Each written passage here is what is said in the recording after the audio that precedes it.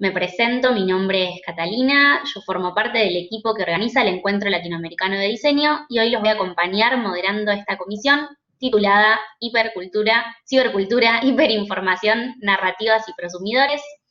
Les cuento que esta edición del Encuentro Latinoamericano de Diseño se enmarca en la Semana Internacional de Diseño, que en esta oportunidad ofrece 2.000 contenidos y más de 160 comisiones en vivo de acceso completamente libre y gratuito, registrándose a través de nuestra web, que es palermo.edu/semana.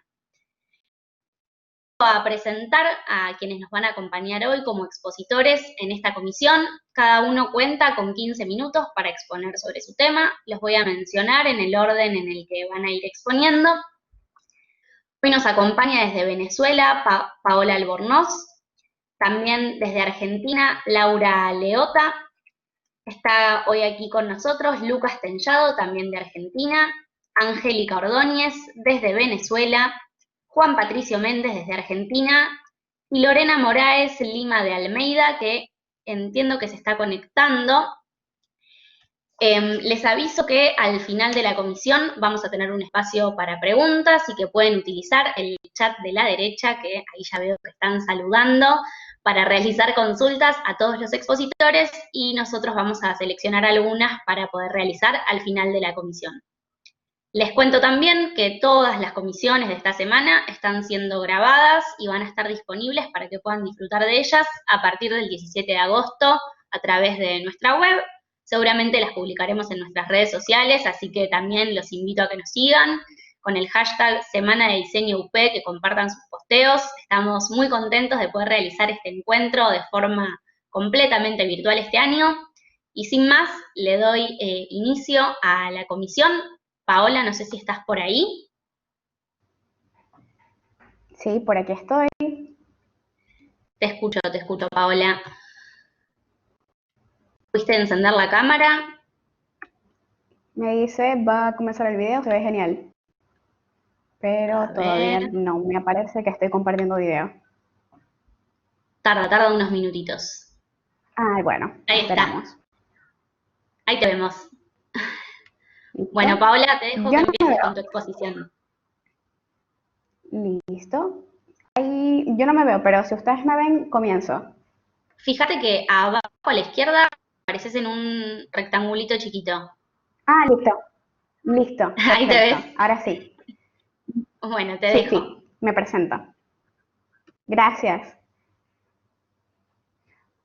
Bueno, comienzo mi intervención presentándome. Soy Paola Albornoz, una periodista venezolana especialista en creación de contenido y marketing, y detesto las cadenas de WhatsApp falsas. Detesto la información falsa cuando se comparte en redes sociales. Y eso fue lo que me inspiró a proponer esta charla y ser parte de esta comisión, a la cual agradezco la invitación. ¿Y por qué detesto tanto las cadenas falsas de WhatsApp? Es porque, bueno, nosotros desde que despertamos estamos en un constante contacto con la información. Vemos nuestro correo, revisamos los grupos de WhatsApp, Telegram, vemos las notificaciones en nuestras redes sociales, pero allí no queda nuestra participación. Nosotros también somos activos en el momento de compartir información. También respondemos a estos comentarios que nos dan en las redes sociales, también publicamos. Y eso nos convierte o nos da un rol de prosumidores. ¿Qué quiere decir esto? Que nosotros creamos contenido en la misma medida de que nosotros lo consumimos. Intuitivamente, como seres humanos, tenemos esta necesidad de no perdernos información, a lo que se suma la realidad de que vivimos hoy, lo fácil que es compartirlo. Entonces, aún sabiendo la existencia de los fake news, que es como se llaman estas noticias falseadas, que es información que desde su objetivo con el que nacen es de desinformar, de dar datos que parecen reales pero que son falsos. Si lo llevamos a un plano académico, tenemos una publicación de la revista Science que nos dice que las noticias falseadas, las fake news, tienen un 70% de probabilidades de ser compartidas. Y por el otro lado tenemos una publicación de redacción que nos dice que solo el 2% de los nativos digitales es capaz de diferenciar las noticias falsas de aquellas que son verdaderas. Eso desmitifica el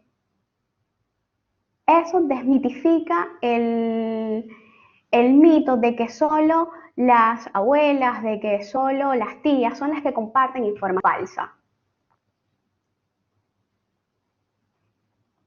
Sumado a esto, también se asocia los temas de fake news a la parte política cuando no es así. Entonces, tenemos que se crean matrices de opinión que nos alejan de lo que sucede en nuestro entorno y así afecta la democracia. ¿Por qué los fake news son tan atractivos para compartirlo?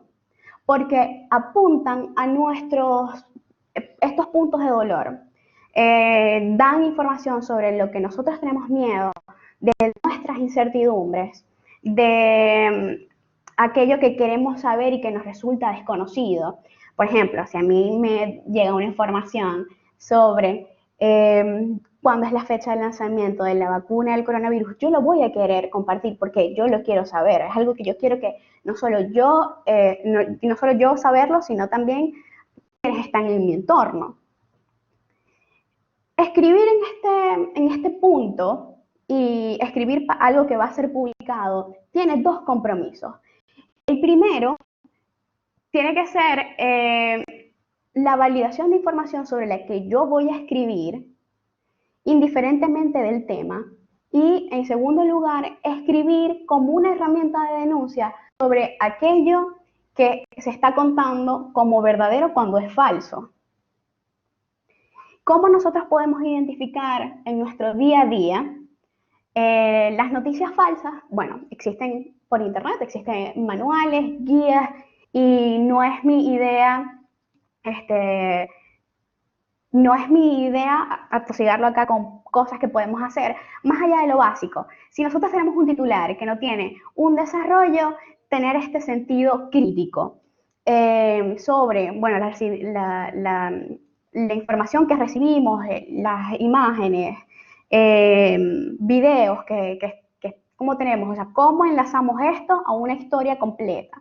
Hay unas prácticas que a mí me funcionan mucho y que quiero recomendarlas, que es establecer nuestros propios procesos de curaduría.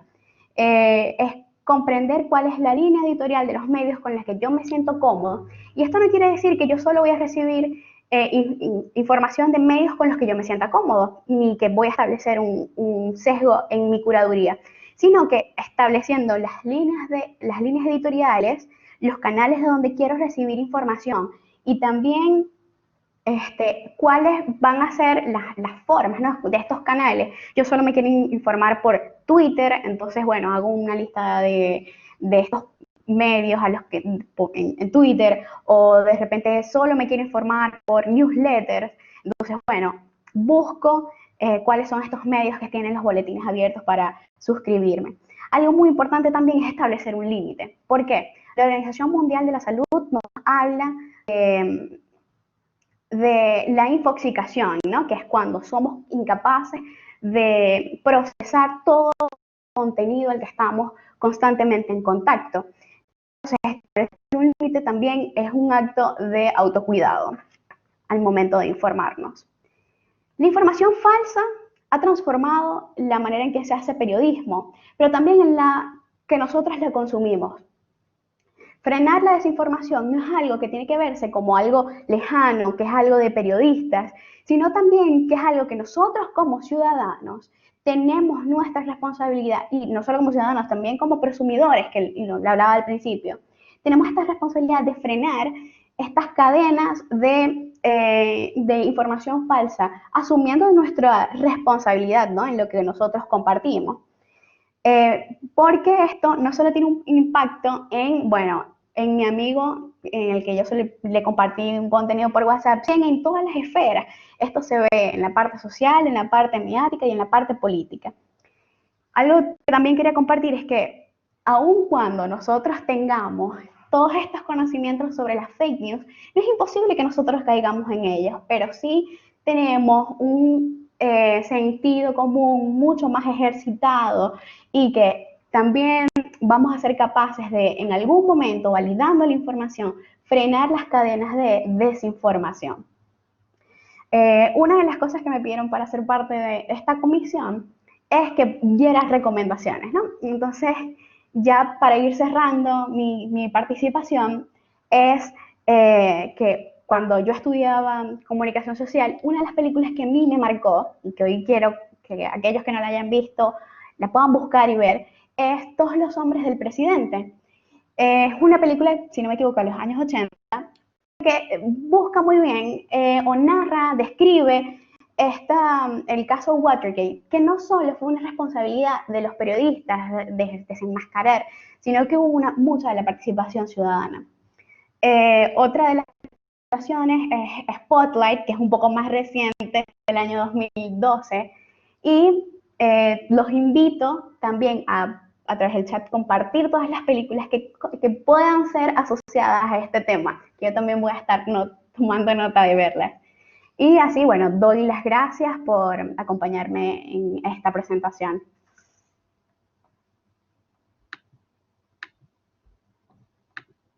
Muchas gracias, Paola, por tu presentación. Te invitamos a dejar, si querés, tus redes de contacto para que los participantes te puedan ubicar por ahí, te puedan hacer todas las preguntas. Les recordamos también que pueden utilizar el chat para hacerle preguntas a Paola y a todos los expositores y que al final haremos una ronda de consultas. Laura, si estás por ahí, ¿me escuchás?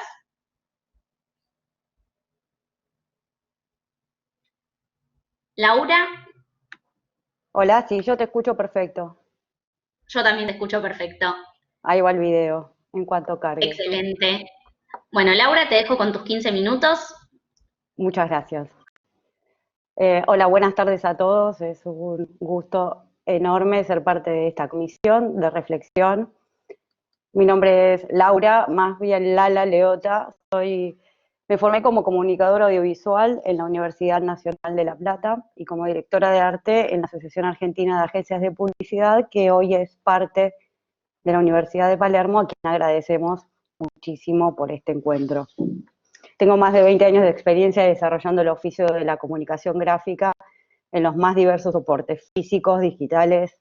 La mayor parte de mi carrera la he desarrollado como productora independiente, como profesional independiente, pero también formé parte de editoriales, de instituciones nacionales, de productoras y de agencias de publicidad. Me he especializado en redes sociales y website y recientemente, bueno, no tan recientemente, hace algunos años, me ocupo más que nada y todo lo que puedo de productos y proyectos de target infantil y juvenil e ilustración digital.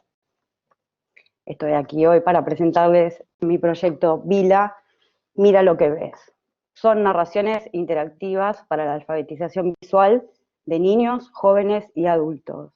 Este proyecto nace en un momento donde como productora y consumidora de contenidos, lo que la colega decía se llama prosumer, tuve la necesidad personal de entender más allá, más en profundidad realmente, por qué los medios de comunicación inciden en nuestras vidas de una manera inevitable, condicionando decisiones, objetivos, actitudes, formas de pensar, personalidad, etc. Y entonces, investigando, encontré ensayos, papers científicos y libros completos que desarrollan y profundizan la teoría de la alfabetización visual. Esta teoría propone otorgar al público receptor las capacidades necesarias para decodificar y procesar críticamente los mensajes mediáticos soportados en imágenes. Y entonces, esta alfabetización contribuye a democratizar el proceso de consumo multimediático. La teoría se construye sobre la base de que el lenguaje visual es aprendido y no natural del ser humano. Cualidades naturales serían ponernos de pie o caminar. Y como el lenguaje lectoescrito, de igual modo debe ser alfabetizado. Es importante también dar a conocer que los realizadores de la comunicación masiva usamos técnicas de diferentes artes, como el cine, la música, la plástica, la literatura, por supuesto, para crear. Pero esta creación no es libre, sino funcional para transmitir una sensación, un concepto o una idea que está pautada previamente, un mensaje específico a un público determinado. Más grande es la marca para la que trabajamos, mayor es el análisis que trae la comunicación gráfica que luego nosotros vamos a ejecutar. Como ejemplo, también las publicidades no son elocuentes porque los publicistas somos graciosos y creativos y locos, sino porque la intención de la marca es ubicarse entre su público como amiga, como cómplice del consumidor, y dar que hablar en la casa o en la oficina al día siguiente. El proceso de alfabetización visual propone al público el estudio de los componentes de la imagen. Serían el punto, la línea, la forma, la textura, la iluminación, el tono, el encuadre, nuestra caja de herramientas, ¿verdad? Como diseñadores. Para que el espectador, el receptor, pueda leer y construir significado a través de lo que ve. Quiero dar un ejemplo.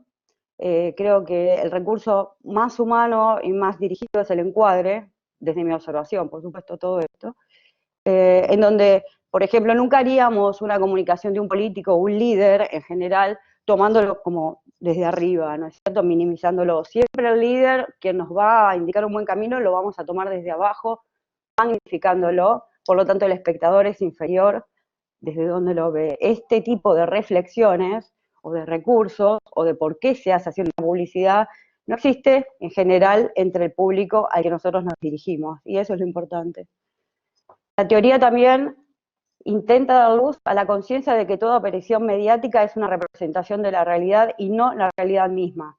Incluso en películas documentales o en los noticieros, el realizador, o sea nosotros, decide qué mostrar, elige qué mostrar y cómo hacerlo para crear una realidad determinada, dejando por fuera de su creación otros elementos y puntos de vista que no concuerden con la narración de la historia que él necesita comunicar, ¿verdad? Al igual que el lenguaje verbal y su alfabetización, la alfabetización visual propone una educación visual crítica que conlleva la adquisición de la capacidad para aceptar o rechazar significados, siempre sobre las imágenes, y maximizar la capacidad del público a la hora de elegir entre alternativas. Bien, algunos ejemplos de esto que quiero poner respecto a cómo los medios construyen realidad. Estos separadores que los noticieros nos muestran, lo urgente, lo importante, alerta, nos condicionan a escuchar la noticia ya, evidentemente, inducido el mensaje de qué debemos sentir como espectador.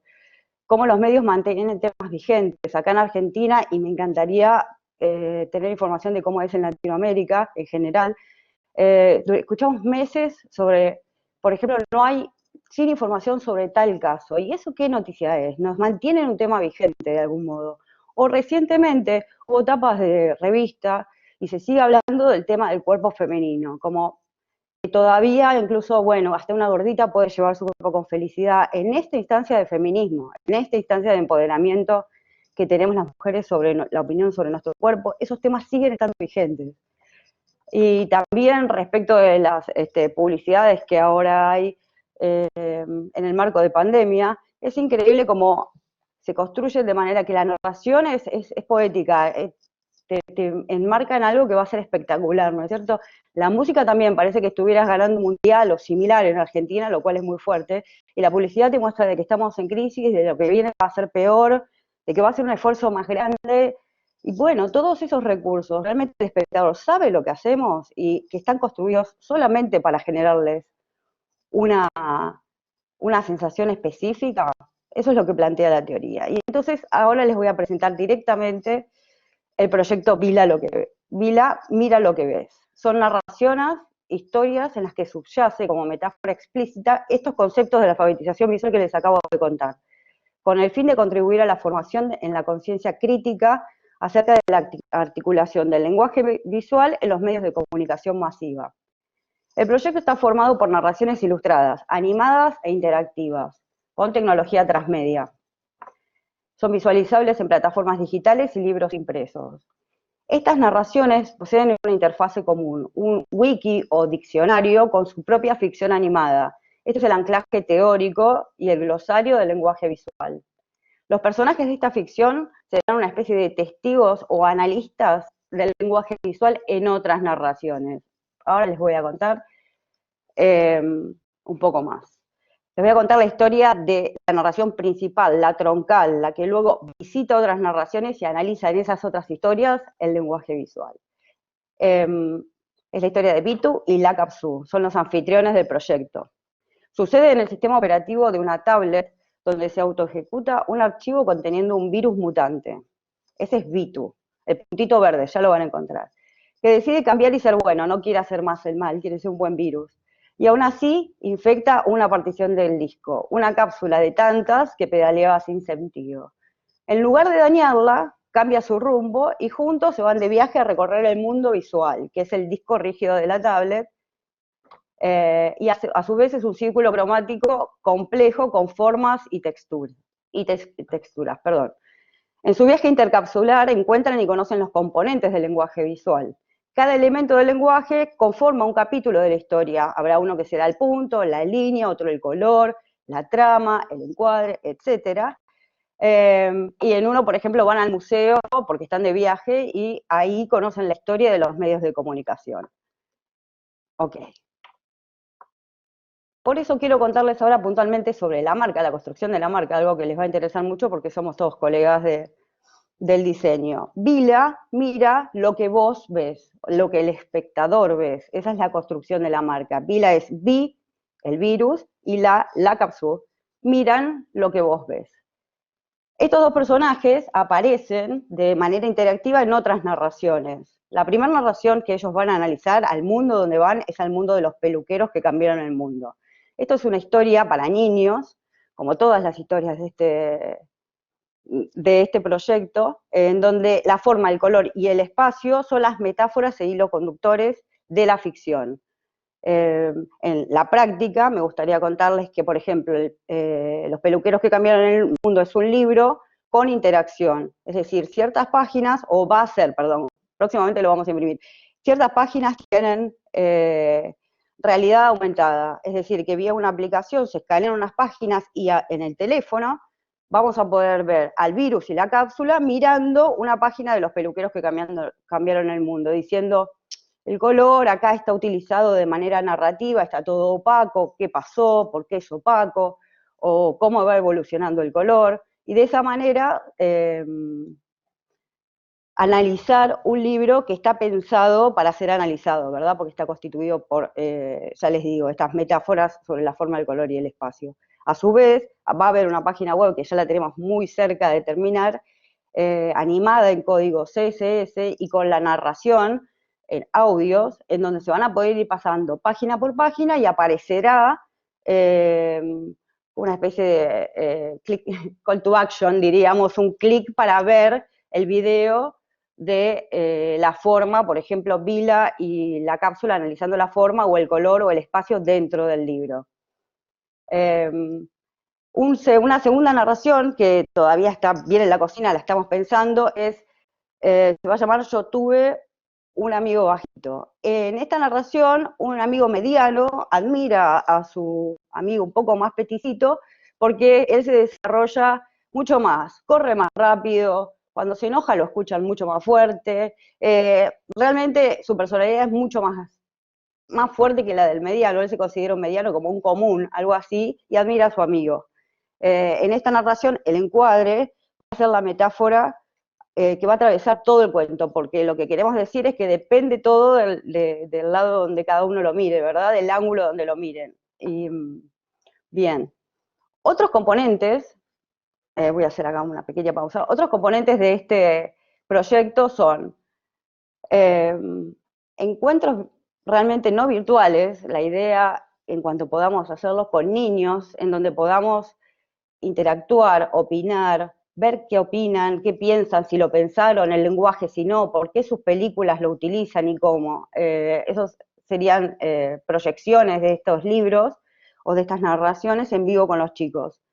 Y el último componente del proyecto es una aplicación, y esto sí que es ambicioso, para escanear vías públicas o publicidades o fotos que encontremos y que el algoritmo interprete y analice la imagen para sacarnos una especie de listado donde diga qué colores se utilizan, cuáles son las formas, hay gente sonriendo, qué tipografía, si es manual, si es tipo informativa, etcétera. Creo que puede ser una herramienta espectacular si, digamos, si lleva un resultado que no sea, digamos, no dé un análisis sobre la publicidad, sino simplemente los datos para que uno lo pueda entender. Como para ir cerrando, también quisiera darles una visión personal respecto del lenguaje visual y qué podemos hacer como comunicadores. Es importante tener en cuenta que en los colegios, en ninguno de los colegios existe una asignatura, colegio primario y secundario, que hable del lenguaje visual a nivel semántico. Tenemos plástica, pero prácticamente ahí los chicos no tienen idea de todo esto que les acabo de presentar. Y no existe dentro de la formación obligatoria en Argentina, por lo menos pública, ¿no? Por supuesto. Entonces, ¿qué podemos hacer? Yo creo que ponerlo dentro de nuestro circuito de charla familiar, cotidiano, hablar con los niños, digamos, viendo películas, ven una película y se pone en blanco y negro y entonces, ¿qué pasó? ¿Es el pasado? ¿Estás soñando? ¿Es un recuerdo? Podemos, con nuestro conocimiento, que es lo que nosotros estudiamos durante años para ejecutar nuestras publicidades, podemos ponerlo como un tema de comunicación, de conversación, perdón, en el ámbito familiar o de educación de los chicos, sería ideal, aunque sea de a poco, ir poniendo nuestro pequeño grano de arena. Y por otro lado, también quisiera comentarles sobre mi experiencia en relación a generar proyectos o simplemente búsquedas, ideas del orden artístico o cultural complementarios a la carrera de comunicador mediático. Por lo menos en mi experiencia, ha sido necesario para generar una especie de balance en relación a tantas veces que trabajamos con nuestra creatividad y todo lo que hemos aprendido a hacer y ejercitamos para vender o comunicar productos o servicios o ideas con las que no coincidimos plenamente, o casi nada o nada. Y entonces es necesario, es necesario para mí, por lo menos, nutrir también mi vida creativa de otros proyectos. Pueden ser pintar mandalas o sembrar tomates. Es decir, no tiene por qué ser en el ambiente donde nos desarrollamos. Respecto a toda la información del proyecto, pueden encontrar un PDF completo en el encuentro virtual. Voy a dejar luego, si quieren, a quien le interese mis datos y los datos del proyecto para que puedan profundizar, y la bibliografía también respecto a la alfabetización visual, para que a quien le interese, que para mí es un tema fascinante, pueda profundizar. Aprovecho para agradecer a la organización, es increíble lo prolijo y la cantidad de gente que han organizado para este evento, y a mi equipo que me ha acompañado ad honorem, porque este es un proyecto autogestionado, sin fines de lucro, así que a todos los que han trabajado conmigo y siguen trabajando para que esto se ponga en marcha, muchas gracias moderadora. Muchas gracias a vos, Laura. Muy, muy interesante realmente el proyecto, así que por supuesto te invitamos a que en el chat puedas poner tus datos de contacto. Ay, creo que hay un micrófono abierto que hace eco. ¿Puede ser? Bueno, eso, Laura, si querés poner tus datos de contacto en el chat y la página del proyecto, toda la bibliografía, como decías, sería buenísimo. Y como comentaste, les recuerdo a todos los participantes que los proyectos completos se encuentran en nuestra web, palermo.edu/encuentro. Los pueden buscar ahí por el nombre del expositor o del proyecto. Lucas, si estás por ahí.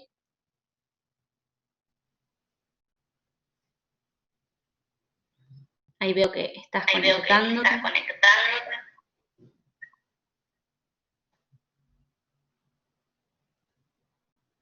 Hola, ¿me escuchan?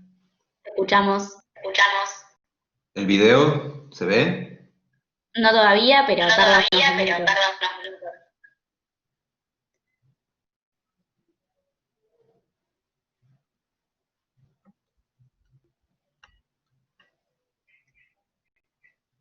Si querés puedes empezar solamente con el sonido y después el video seguramente va a cargar. Bueno, ¿cómo están? Mi nombre es Lucas Tengado, soy comunicador institucional, estudié licenciatura en comunicación También estudié diseño gráfico, estudié animación, marketing, publicidad. Me he desempeñado en distintos proyectos, distintas plataformas, distintos formatos. Para todos aquellos que quieran ver más, después pueden acceder a mis redes, se las dejo ahí en los mensajes. Ahí creo que ya está el video. Bueno, también tengo aquí en el encuentro una conferencia sobre fotografía.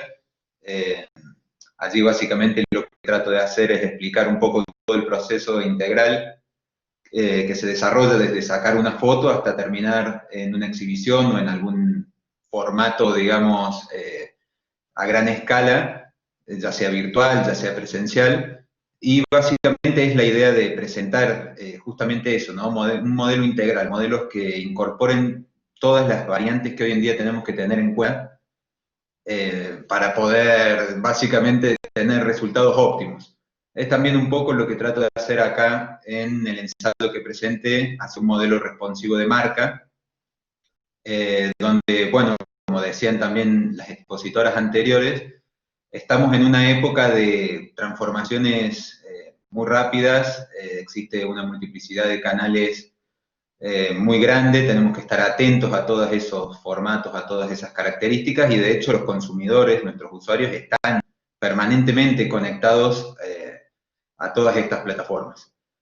Eso a nosotros como organizadores o como gestores o como diseñadores de marcas nos obliga también a reconfigurar nuestros modelos tradicionales. Creo que ya no alcanza solamente con los modelos clásicos, donde podemos estar, no sé, solamente pensando en el diseño de un logotipo o en el diseño de la papelería institucional o en el diseño de algún merchandising, sino que tenemos distintos espacios que tener en cuenta, incluso cada vez se abren más. Además, esto nos obliga, digamos, nos enfrenta a otro problema, que es el hecho de que nuestros consumidores están haciendo otras cosas mientras están consumiendo las publicidades, que es un poco lo que hablaban recién. Captar la atención creo que se convierte en una tarea fundamental, aprovechar todos los espacios se convierte en una tarea fundamental, y eso es un poco lo que quiere decir el modelo responsivo, ¿no? Tratar de tener un modelo integral en donde se pueda dar respuesta justamente a todo ese abanico de opciones, a todo ese abanico de situaciones incluso también. Porque hoy en día los consumidores ya no consumen de una forma lineal. Creo que lo que sucede también es que están mucho más atentos a las características de las empresas, a qué pasó con una empresa, cómo resolvieron determinada situación. Eso está muy relacionado también con lo que es la comunicación de crisis, ¿no? Los consumidores buscan mucho más información sobre las empresas, ya no alcanza solamente con una lógica racional, comercial. Existe una multiplicidad de productos, todo el mundo o muchas empresas hacen productos similares. Entonces, agregarle valor de marca con todas esas cuestiones se vuelve una tarea fundamental. Y para eso tenemos que tener un sistema, básicamente un sistema visual, un sistema de marca, un sistema gráfico, que sea responsivo, que sea flexible, que pueda dar respuesta a las distintas situaciones y que pueda dar también respuesta a los distintos formatos que tenemos que utilizar. En ese sentido, bueno, en el ensayo pueden ver que está el ejemplo de los logos responsivos, cómo podemos ir disgregando, cómo podemos ir haciendo distintos saltos, distintas etapas en el logotipo sin cambiar su esencia, y que se pueda adaptar ya sea a una gigantografía, a una gran escala, a el diseño de interfaces en un menú para un celular. Creo que ese es un desafío muy importante para los diseñadores gráficos, sobre todo para los diseñadores de logotipos, que puedan tener presente esa visión a la hora de plantear una estrategia de marca, ¿no? A la hora de considerar todos los elementos de la arquitectura de marca. También tenemos el anclaje, no podemos olvidarnos del anclaje con los valores, con la misión, con la visión. Es muy difícil poder sintetizar todos esos elementos en un logotipo, obviamente. debemos diseñar un entorno de marca de elementos secundarios que también puedan complementar esa visión y que seguramente no se usarán todos al mismo tiempo o habrá momentos para utilizar cada uno de ellos. Como se plantea ahí en el ensayo, hoy en día incluso los perfumes, el olor de una marca transmiten. Se piensa mucho en el caso de las casas de ropa.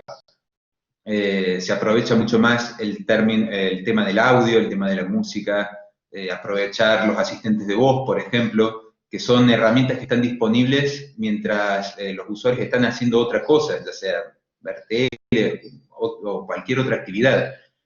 Podemos estar presentes en un sinfín de momentos y debemos tener bien coherente, bien anclado, haber trabajado bien parejo todos esos elementos para poder transmitir los valores de marca.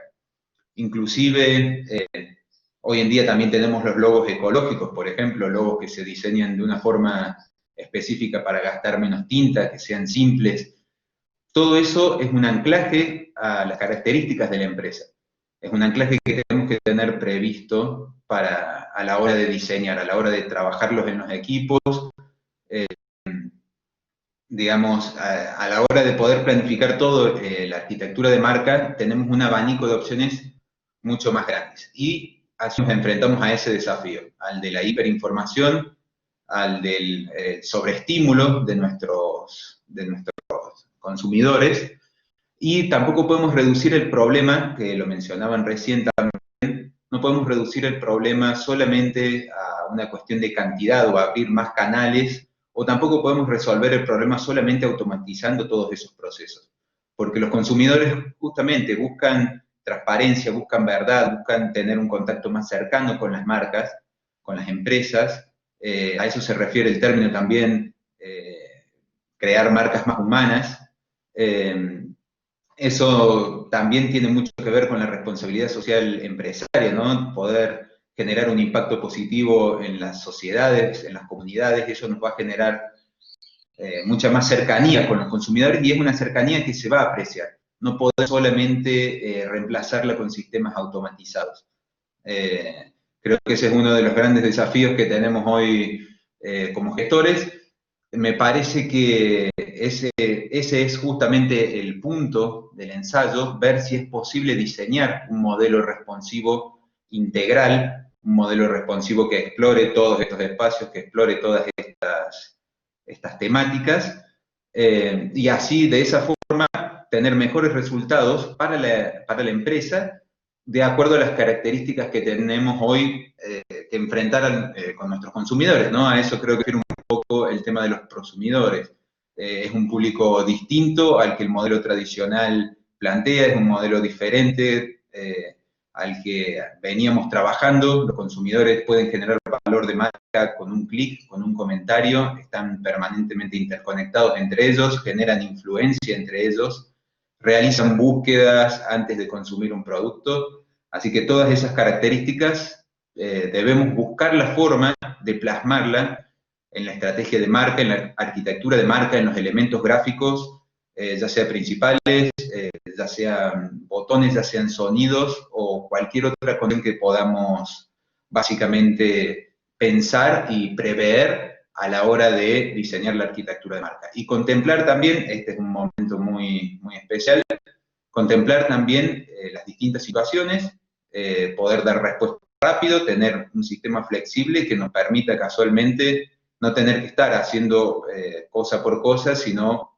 justamente una flexibilidad que nos permita dar respuesta a nuestros públicos.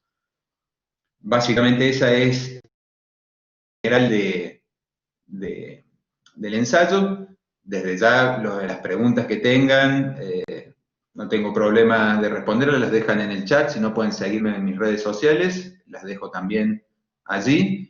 Y como consejo final que les podría decir para para todas las personas que están escuchando, es justamente eso, no dejar de explorar los distintos medios, no dejar de explorar las distintas herramientas que nos pueden permitir mostrar valores de marca, que nos pueden permitir acercarnos a nuestros consumidores, a nuestros públicos, no tener miedo de incorporar distintos valores en distintos espacios, en distintas herramientas, repensar el storytelling, obviamente, ya no en esta inmediatez, en esta dificultad de captar atención. Es muy difícil contar de una forma lineal las historias, tenemos que encontrar la forma de acercarnos a nuestros públicos con un storytelling distinto.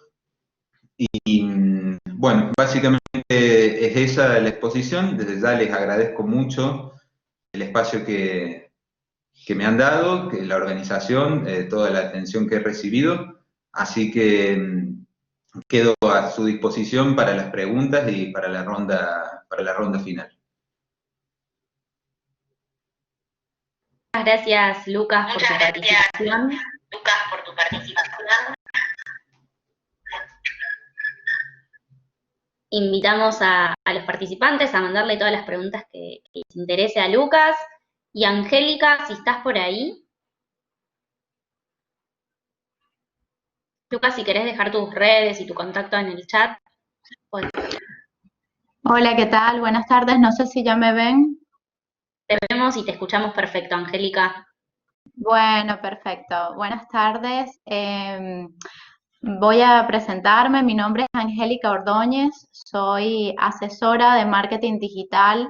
Desde más o menos tengo 15 años en el negocio del marketing, y los últimos años los he enfocado a compartir mi experiencia y conocimientos a través de charlas universitarias, a través de clases y tutorías, ¿sí? También doy clases en plataformas de e-learning, en simultáneo a asesorar pymes y emprendedores. Antes de todo, también quiero agradecer este espacio para poder exponer, ¿no?, dentro del Encuentro Latinoamericano de Diseño. La verdad que es una muy buena alternativa, tomando en cuenta todo lo que estamos viviendo respecto a la pandemia, ¿sí? Quiero hablarles en la tarde de hoy sobre la microsegmentación. La microsegmentación enfocada a negocios de diseño. Como les comentaba, yo trabajo con marketing digital, y el marketing digital, algo que tiene como muy destacado y con el que se diferencia respecto al marketing tradicional, es que tú puedes segmentar y poder medir de forma muy específica a tu audiencia, ¿sí? Cuando hablamos de segmentación, para un poco refrescar los conocimientos sobre este tema, hablamos de describir, digamos, un mercado de esos pequeños o grandes compradores a los que queremos apuntar, ¿sí? La idea es poder unificar las características y comportamientos que tiene ese segmento y, digamos, como meterlo en una bolsa. Dentro de segmentación existen como dos variables. Existe la macrosegmentación y la microsegmentación. La macrosegmentación es como que nos pusieran a todos en una bolsa, tomando en cuenta una necesidad en particular o algún interés en particular. Imagínense, todas las personas necesitamos vestirnos. Eso es una macrosegmentación. O todos necesitamos alimentarnos, y a algunas personas les gustan determinados alimentos. Eso es una macrosegmentación. Luego está el otro punto, que es la microsegmentación. La microsegmentación lo que pretende es ir a pequeños grupos de consumidores y definir necesidades específicas, digamos, en las cuales tú puedes aportar valor al respecto, ¿no? Estas variables pueden ser psicológicas, pueden ser psicográficas, y generalmente están muy relacionadas al comportamiento para poder encontrar a nuestro comprador, ¿sí? Dentro de la microsegmentación, si hablamos, por ejemplo, de personas que les gusta la moda, si tú ofreces un servicio de ropa o diseñas ese tipo de producto, tendrías que, hay un mundo, ¿no?, en la moda, no es muy abarcativo. Tienes que ver qué tipo de calidad, qué tipo de consumidor, cuál es el rango de edad, cuáles son los intereses, para ir a definir una microsegmentación, ¿sí? Llevándolo como ejemplificándolo en relación a negocios de diseño, estoy segura que acá en este encuentro que estamos teniendo en la tarde de hoy, hay muchas personas que deben estar involucradas con el diseño. ¿Diseño cuál? Bueno, arquitectónico, de espacios, industrial, gráfico, de moda, textil, interactivo, digamos, hay una gama súper amplia de negocios de diseño. Y dentro de cada negocio de diseño hay, digamos, pequeños grupos que la idea es que ofrezcan una propuesta de valor a ese cliente, ¿sí? A ese usuario, para que te pueda comprar el producto. ¿Qué es una propuesta de valor? Esa propuesta de valor es lo que te hace único a ti como marca o como servicio respecto a la competencia, ¿sí? Para poder satisfacer esa necesidad. Nos encontramos en un mundo en el cual, digamos, hay mucha competencia y la idea es que tú puedas destacar sobre el resto, ¿no? Cuando tú identificas tu propuesta de valor, vas a poder comenzar a pensar a quién le quieres vender el producto, a quién se lo puedes vender. Y allí es cuando empiezas a armar como pequeños microsegmentos, ¿sí? Acá hay algo importante a destacar. El microsegmento no es uno. Una marca puede tener 5, 10, 15 microsegmentos dependiendo de lo que venda o de lo que vaya a ofrecer. De hecho, yo como profesional en marketing digital tengo muchos microsegmentos en los cuales me dirijo. Más adelante les voy como a ejemplificar un poco. Y ustedes me preguntarán, bueno, ¿cómo hago yo para identificar mi microsegmento? Lo primero es que tienes que hacerte una pregunta muy importante. ¿Cuál es tu mercado objetivo? ¿En qué canal se encuentra ese mercado objetivo? ¿Se encuentra en Instagram? ¿Se encuentra en TikTok? ¿Se encuentra en Facebook? ¿No se encuentra en ninguna red social? ¿En dónde está? ¿Sí? ¿Cuáles son esos microsegmentos que describen mejor el producto o servicio que yo estoy ofreciendo? Es una pregunta como esencial para que puedas tú hilar fino y poder empezar a describir a esa persona, a ese grupo de personas. Y finalmente, ¿cuál es la propuesta que yo propongo para diferenciarme de mis competidores? Eso se va a hacer como las preguntas claves para poder definir tu microsegmento. Hagamos un ejemplo. Imagínate que que ustedes trabajan en una empresa de diseño industrial, ¿sí? Y que diseñan mobiliario para oficinas. En esta época que estamos viviendo de la pandemia, súper complicado, el mobiliario de oficinas ha incrementado un montón las ventas. ¿Y saben por qué?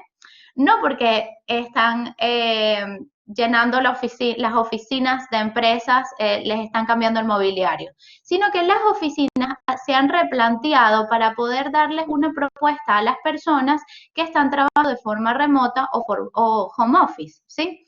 Entonces, una campaña que nosotros vemos de forma constante en el marketing digital es, por ejemplo, arma tu oficina en casa.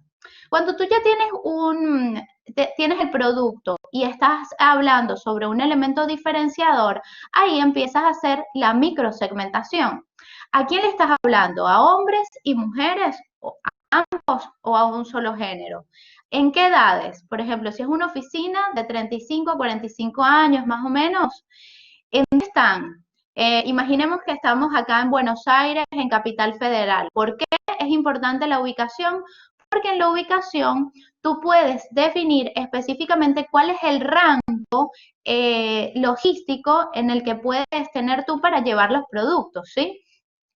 Y luego vamos a algo mucho más fino, porque no nos vamos a quedar en lo superficial. Imagínate a qué profesionales les vas a hablar tú para hacer ese microsegmento. ¿Qué son? ¿Están dentro del sector tecnológico? Ellos trabajan con marketing, trabajan con e-learning, son escritores, son periodistas, desarrollan contenido. En base a este rango, digamos, estas profesiones, tú puedes ir haciendo un panel de contenido, ¿sí? De comunicación a los que le vas a hablar específicamente a ese segmento. Luego, te vas a algo mucho más detallado. cuáles son las necesidades de ese público. Por supuesto, cuentan con una laptop, con una computadora de escritorio, trabajan en horarios de día y de noche también, y necesitan armar un espacio ideal que se adapte a sus necesidades. Y además, algo muy importante es que cuentan con pocos metros cuadrados. ¿Por qué? Porque es en Capital Federal donde los espacios son chiquitos, ¿sí? Entonces, allí vas a poder ver que ese macro segmento de todo el mundo, todo el que necesita un mobiliario para su casa, se va haciendo como más pequeño para que vayas optimizando la información que le vas a dar a ese tipo de cliente, ¿ok? Luego, dentro del marketing digital se usan mucho las palabras claves. Puedes también hacer microsegmentación con todos estos elementos que charlamos anteriormente, incluyendo palabras claves como, por ejemplo, búsquedas de cómo crear un espacio de trabajo en casa, arma tu espacio a medida, espacios óptimos para ser productivos, ¿sí? Esos son algunos de los ejemplos. Luego que tú tienes la microsegmentación, existen unas plataformas que nos ofrece el marketing digital para que puedas hacer campañas pagas y campañas orgánicas también. Cuando hablamos de campañas pagas es que vas a invertir un presupuesto para tener exposición y poder posicionarte dentro de ese mercado. ¿Cuáles son las plataformas? Bueno, por allí las conocen o por allí no. Existe Facebook Business, Instagram Business, Google Ads, está también email marketing con algunas plataformas bastante conocidas como MailRelay, MailChimp.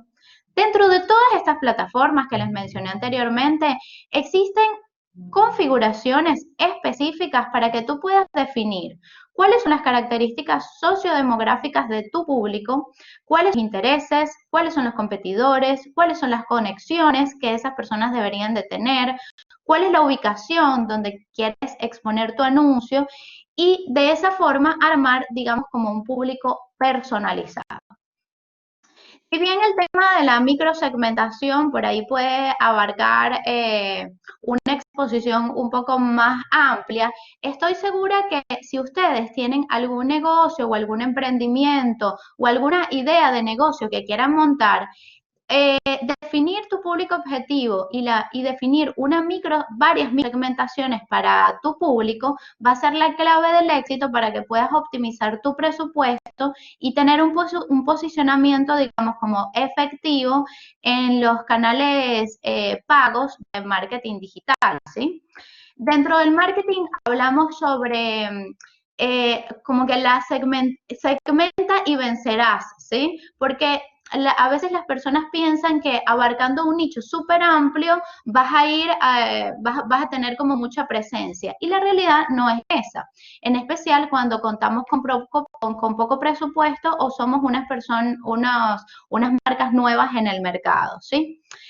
Para cerrar un poco el tema, yo les propongo en mis redes sociales, también me pueden dejar algunas preguntas ahora acá en la charla, pero propongo como un poco de interacción, ¿sí? Sobre cuáles son las marcas que tienes, cuál es la idea de negocio e ir creando cuáles son las microsegmentaciones.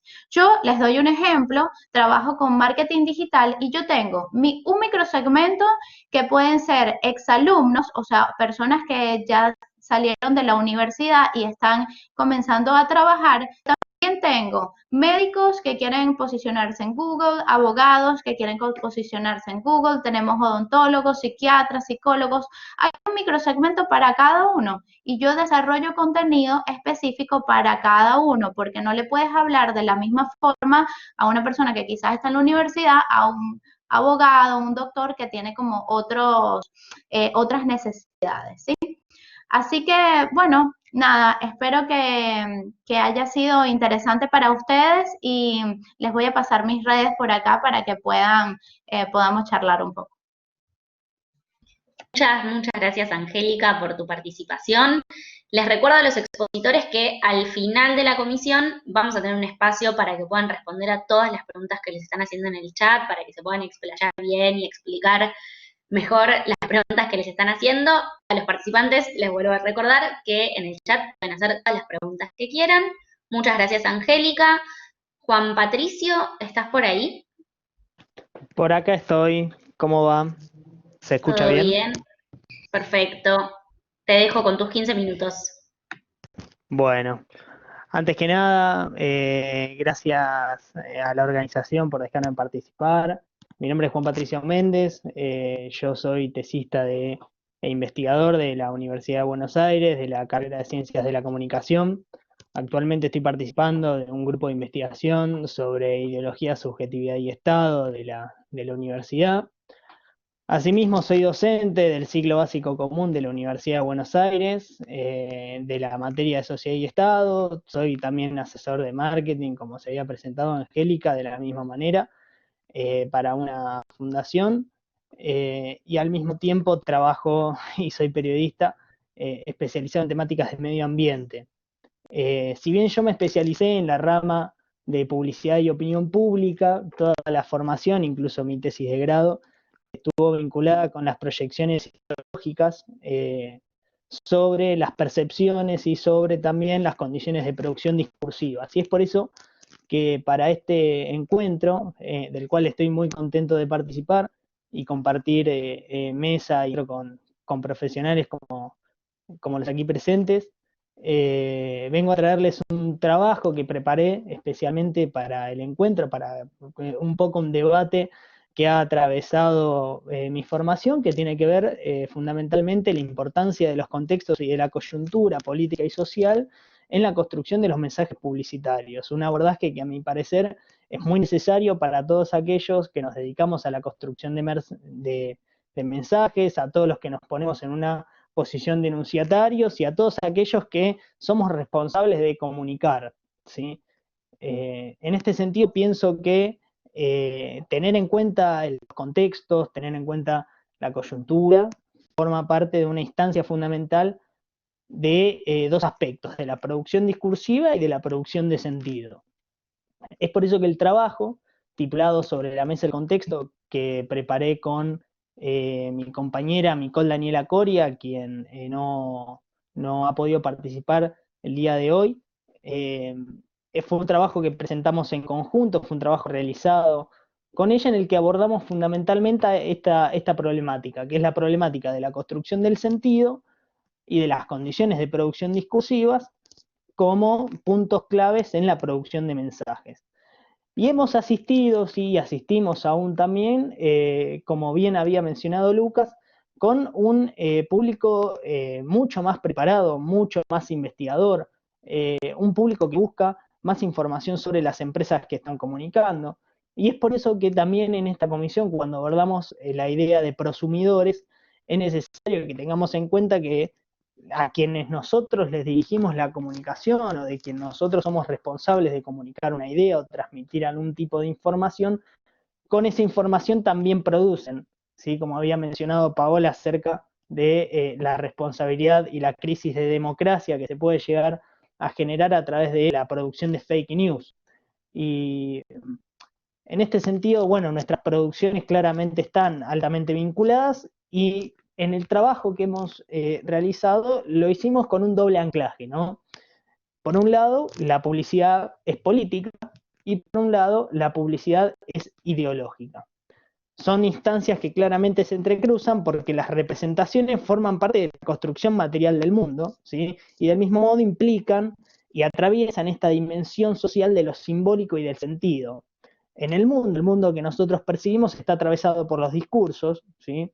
Nosotros ahí sentamos una posición claramente teórica, ¿sí? En Mark Kangenot fundamentalmente, entendiendo claramente la dimensión social de los discursos y el anclaje ideológico que tienen cada uno de estos discursos, comprendiendo también a la ideología en un sentido altuseriano de la representación de las relaciones imaginarias de los individuos con las condiciones materiales de existencia.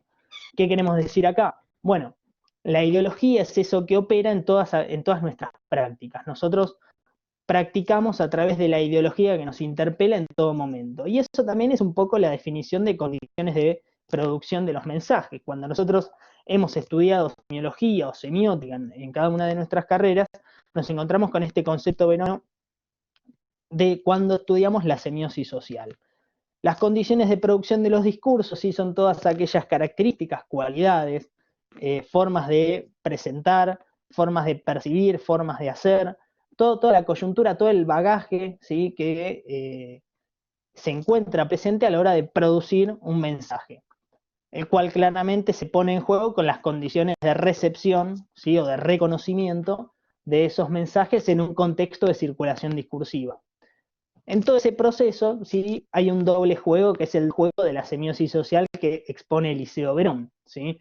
Toda producción social es una producción de sentido, y toda producción de sentido claramente es social. Y en esta ambivalencia de la producción del sentido es que nosotros enmarcamos este necesario trabajo para incorporar la dimensión coyuntural, ¿sí? o la importancia de las condiciones de producción en la producción de los discursos publicitarios. Ha sido así que hemos tomado para este trabajo, el cual está adjuntado también en la plataforma del encuentro, al cual seguramente puedan acceder. Incorporamos así algunos puntos, y nosotros elegimos puntualmente para este trabajo analizar las comunicaciones publicitarias de la cerveza, porque aquí, al menos en Argentina, las publicidades de cerveza interpelan a las subjetividades de grandes y amplios aspectos, y uno de ellos es la subjetividad, en donde el sujeto claramente es sujeto a partir del encuentro con un otro, y en donde media claramente la cerveza, ¿sí? o el producto cerveza. Y es por eso que nosotros ahí identificamos un momento ideológico, ¿no? Un momento en donde la práctica discursiva, en donde la ideología discursiva, perdón, ejecuta, ¿sí? determinadas formas, determinadas dinámicas y relaciones que se materializan en nuestras prácticas cotidianas. Es por ello que el sabor del encuentro, ¿sí? la práctica de encontrarse, está atravesada por la ideología, ¿sí? por todo ese bagaje de sentido que implica la aparición o la irrupción de una cerveza como Quilmes en ese encuentro. Entonces, la praxis, del mismo modo, se corresponde con esta sobredeterminación de implicaciones contextuales. Hemos identificado, sí, que durante la década del 60, al menos en América Latina, fue un momento de grandes cambios, fue un momento de irrupciones de las vías democráticas, conjuntamente también en Argentina, en la década del 70, con la última dictadura cívico-militar. Y es así que también hemos identificado, ¿sí? algunas correlaciones de la época con las producciones discursivas. En este sentido, también lo que concluimos, ¿sí? en el trabajo ha sido que, en este sentido, no es la publicidad la que narra una época, sino que las épocas son narradas a través de la publicidad. Porque en las épocas, ¿sí? en los distintos momentos de la historia, hay prácticas que son materializadas, ¿sí? desde los discursos publicitarios. Por otro lado, también hemos encontrado, ¿sí? esto a modo de ejemplo, que en la década de los 90, ¿sí? las publicidades de bebidas comentaban desde la fiesta, ¿sí? La década de los 90 en Argentina, ¿sí? ha sido una época que los textos de historia han enmarcado como la fiesta menemista, en donde claramente hemos encontrado un proceso de modificación de la política económica y de la política social argentina y nacional, que ha tenido como consecuencia grandes cambios a lo largo de la primera década del 2000. Y por último, hemos identificado también un proceso de actualidad que ha sido altamente cuestionado, que fue la publicidad de Brahma Lima, no sé si la recuerdan, en donde allí nosotros decimos que es necesario para toda la producción, ¿sí? de mensajes tener en cuenta las condiciones de producción de los mismos. ¿Por qué les digo esto? Porque se ha asistido, ¿sí? a una publicidad de Brahma, nos hemos encontrado con una publicidad de Brahma Lima, la cual ha comunicado que es la cerveza para la que nos le gustan tomar cerveza. Y ese posicionamiento de producto se materializó, ¿sí? desde el diseño, con una gráfica, con una proyección audiovisual en donde una mujer era obligada a tomar cerveza a la fuerza. Esto claramente provocó, en un contexto de empoderamiento de los feminismos, en un contexto también de emergencia de los movimientos disidentes, y un momento también en donde la visibilización de las desigualdades ha ido en aumento, a claramente cuestionar este tipo de mensajes, porque en definitiva la obligación de tomar cerveza estaba. Y esto también ha producido, ¿sí? que Heineken puede hacer una reacción también desde el diseño y también desde lo comunicacional, aprovechando esta herencia ideológica y este momento particular discursivo, ¿sí? Para posicionarse como la cerveza que comprende a cualquiera que le pueda no llegar a gustar la cerveza, ¿no? Y en este caso posicionándose desde otro punto de vista. Brahma ha tenido sí que comunicar en su momento, creo que a principio de año o a fin del año pasado, a principio de este año porque fue para este verano.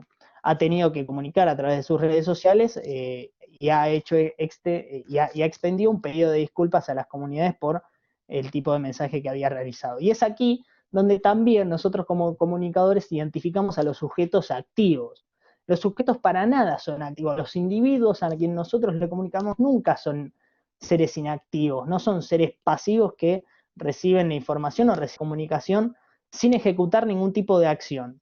Porque en ese proceso de discursividad, en ese proceso de subjetivación, que es también un proceso político y un proceso ideológico, y creo que ese es el anclaje puntual de los productos discursivos publicitarios, ejecutan acciones. Es por eso que Lucas, muy, muy sabiamente, y creo que yo se lo mencioné por chat, dijo que el consumidor está mucho más atento y busca información sobre las empresas. Esto también sucede, al menos desde mi profesión, que actualmente desarrollo como periodista especializado en medio ambiente. Hoy los ciudadanos están mucho más interpelados por la cuestión ambiental y buscan permanentemente cuáles son los puntos de conexión entre la emisión de ciertas políticas públicas vinculadas a los procesos de producción de ciertas leyes, ¿no? Y también de ciertas políticas y de ciertos accionares de algunas empresas. Y este momento, ¿sí?, de interacción del individuo con el mundo material, concreto y discursivo, es un punto a tener en cuenta, ¿sí? Y el trabajo que hemos abordado y que hemos desarrollado es una invitación precisamente a repensar los roles de la comunicación, los roles del productor discursivo, los roles del comunicador social, los roles del productor de mensajes, a la hora de entrar en comunicación y a la hora de llevar adelante un tipo de comunicación en particular para precisamente comprender cuáles son los contextos y cuál es la importancia de comunicar en un contexto determinado. Por último, les quiero mencionar que la producción del trabajo, ¿sí?, o durante el proceso de producción de trabajo, nosotros hicimos este viaje desde la necesidad de encontrar, ¿sí?, desde la necesidad de identificar que tanto la política como la ideología está dentro, ¿sí?, de los procesos de producción de mensajes. Y así como decía la compañera Angélica sobre la búsqueda de quizás microsegmentaciones, nosotros al mismo tiempo también estamos obligados como profesionales de la comunicación, ¿sí?, a comunicar de forma correcta, fehaciente y segura. Sin más que decirles, les dejo una última reflexión sobre un punto que mencionó Alberto Giudice en el año 2002, en donde mencionó que el arte y la política son dos términos de una ecuación y se cruzan permanentemente con una riqueza insospechada. Les dejo un abrazo a todos, gracias por escucharme y gracias a la organización por dejarme participar en un evento tan hermoso como este. Muchas gracias a vos, Juan Patricio, muy interesante tu exposición. Les contamos que lamentablemente no vamos a poder contar con la participación de Lorena, que no pudo conectarse, pero igualmente los invitamos a todos a que vean su presentación en nuestra web, en la plataforma, ingresando al login de palermo.edu/encuentro. Van a poder encontrar ahí la presentación de Lorena. Y ahora, sin más, pasamos a las preguntas que estuvieron haciendo en el chat, que son muy variadas. Paola, no sé si estás por ahí. La primera pregunta es para vos. Sí, ¿me escuchan? Te escuchamos. Listo. Te preguntaron si podías expandir un poco más tu exploración sobre el rol de la literacidad digital y su influencia en la distribución de información falsa. Sí, pude responder algo por el chat, pero podemos hablar un poco sobre esto. Realmente no soy una experta en esto de lo que es la literacidad, pero más allá de un conjunto de competencias para recoger, tratar información, Esto nos lleva a comprender nuestros procesos de lectura y escritura más allá de lectura y escritura, porque esto tiene una intención. Y cómo influye la parte sociocultural en este proceso también.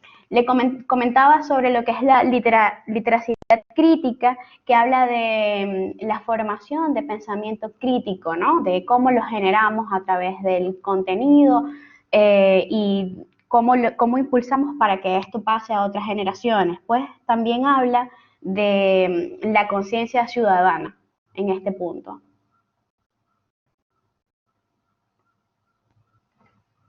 ¿Sí? Perfecto, Paola, sí, se escuchó clarísimo. También te preguntaron sobre las deepfake, si exploraste y qué sabes sobre ese concepto. Ok, de las fake news a las deepfakes, que es la unión, para poner en contexto al que no esté, de lo falso y el machine learning, el aprendizaje profundo. Y bueno, nada, esto entiendo que está catalogado como un ciberdelito y qué nos va a quedar a nosotros más allá de buscar la manera de verificar y cómo estas necesidades de que creamos contenido y que, a ver, en la medida que crecieron los fake news, crearon más plataformas que se centran en verificar información. ¿Qué va a pasar? Que en la medida de que esto se intensifique, van a nacer más plataformas que se centren en ver que, no sé, que los que parecen reales, no darles esa categoría de falso. Y a nosotros, bueno, prepararnos con pensamiento crítico, sentido común, buscar información, validar todo lo que podemos, dudar de todo lo que podamos. Gracias. No sé si hay otra pregunta. Muchas gracias, Paola. Laura, ¿me estás escuchando? ¿Estás por ahí? Gracias. Hola. Hola, Laura. Te hicieron varias preguntas sobre el proyecto. Te preguntaron si habían pensado o qué piensan del alcance pedagógico del proyecto. También dónde se puede encontrar el proyecto Vila puntualmente y más sobre el soporte digital para la historia de los peluqueros, cuándo va a estar disponible, cómo se va a poder acceder. Y por último, si crees que las narraciones pueden utilizarse como material didáctico en el aula. Ok, varias preguntas. Bueno, la primera y la última las unifico, si te parece. El público principal del proyecto, nuestro target, son niños entre 8 y 13 años aproximadamente, pero también el público secundario son educadores, profesores primarios, secundarios, terciarios y universitarios de asignaturas vinculadas con contenidos relacionados al análisis visual. Introducción al análisis visual, comunicación visual, plástica, teorías de la percepción visual, publicidad, diseño, digamos, podría ser material didáctico para todas esas asignaturas en algún ejercicio, por supuesto. ¿Qué más era? Sobre los peluqueros, que es la primera narración interactiva que está bastante avanzada. Estamos desarrollando una plataforma diferente, que es una página web animada en CSS. O sea, el usuario va a poder, con botón siguiente y anterior, ver animaciones y navegar a través de la historia. Y va a tener el valor agregado de tener las narraciones en locución, para accesibilidad también, ¿verdad? De todo, la mayor cantidad de usuarios que podamos. Y va a ser de acceso gratuito, van a poder ingresar desde la página web del proyecto, que es vila.com.ar, con B larga. El sitio web va a centralizar los contenidos de todas las narraciones a medida que vayamos lanzándolas. Así que a quien quiera seguirnos en redes sociales, el usuario es @vila.miraloqueves. Muchísimas gracias, Laura. Bueno, invitamos a todos a que puedan ver el proyecto Vila, que fue sumamente interesante. Lucas, ¿estás por ahí?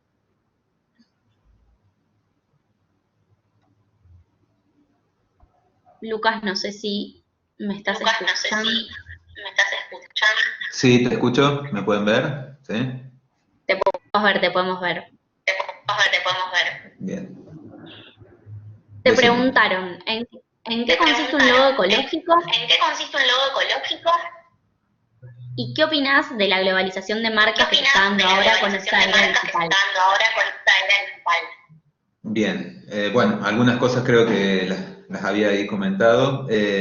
Logo ecológico básicamente son formas de diseñar que tienen que ver con el impacto ambiental, con el uso de tintas, con el uso de materiales, que tratan de reducir justamente todo lo que es la contaminación ambiental, sin perjudicar el rendimiento visual, obviamente.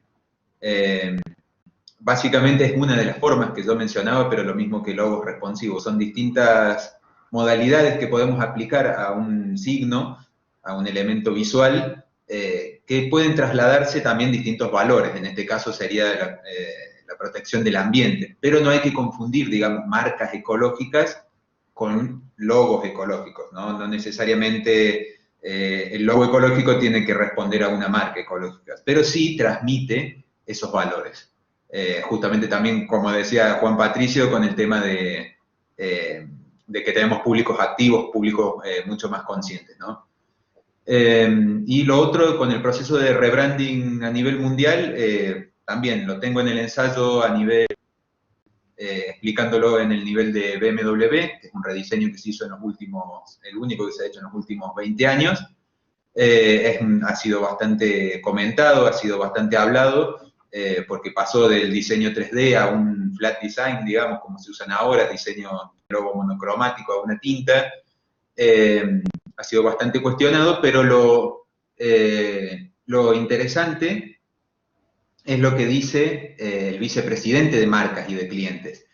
Dice, nuestro nuevo diseño de marca está orientado a los desafíos y oportunidades de digitalización para las marcas. Con moderación visual y gráfica nos estamos equipando de manera flexible para la amplia variedad de puntos de contacto en la comunicación en los que BMW mostrará su presencia online y offline en el futuro.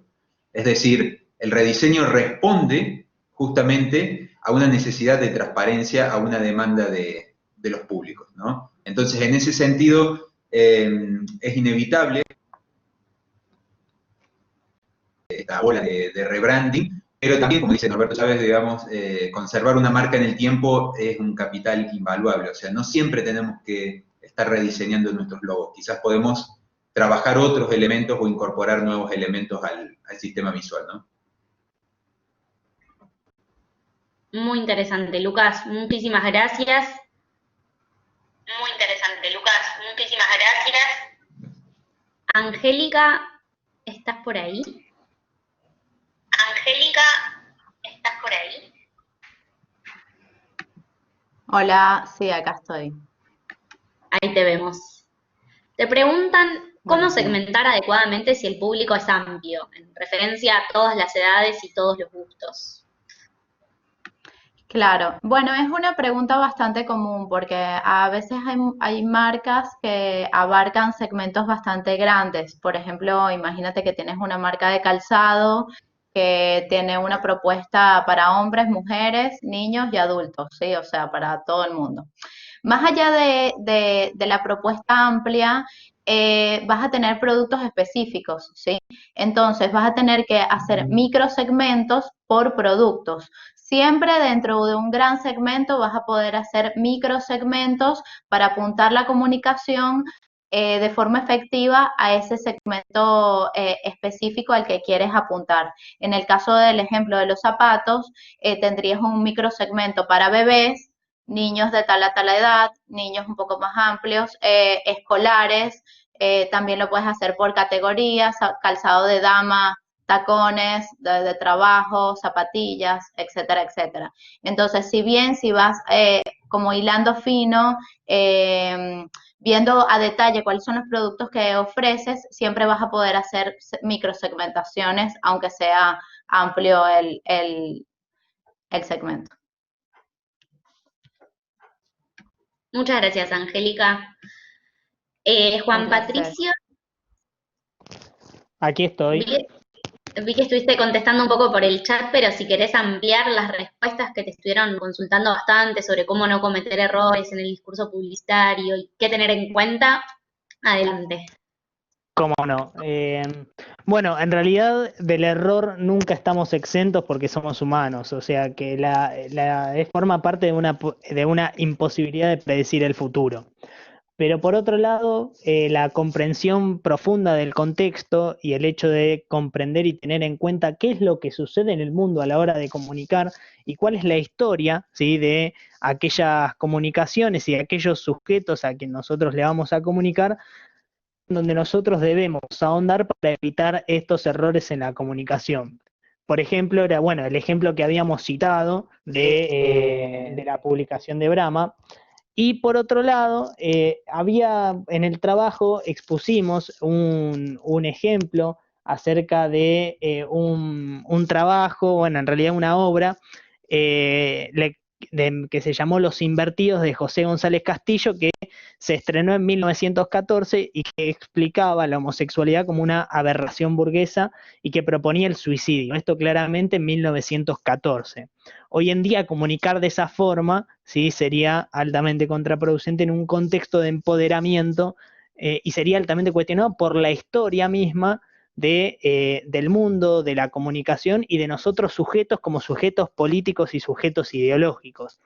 Es por eso que la dimensión de la ideología y la dimensión de la política nos lleva obligatoriamente a la hora de trazar una estrategia de comunicación a hacer una descripción cualitativa y densa del target a la hora de comunicar, del cual forma parte la acción política de esos sujetos y también la acción, ¿sí?, sobre todo social y política e ideológica que tienen cada uno de esos sujetos, o al menos el target objetivo, el público objetivo, antes de comunicar y antes de generar una producción discursiva.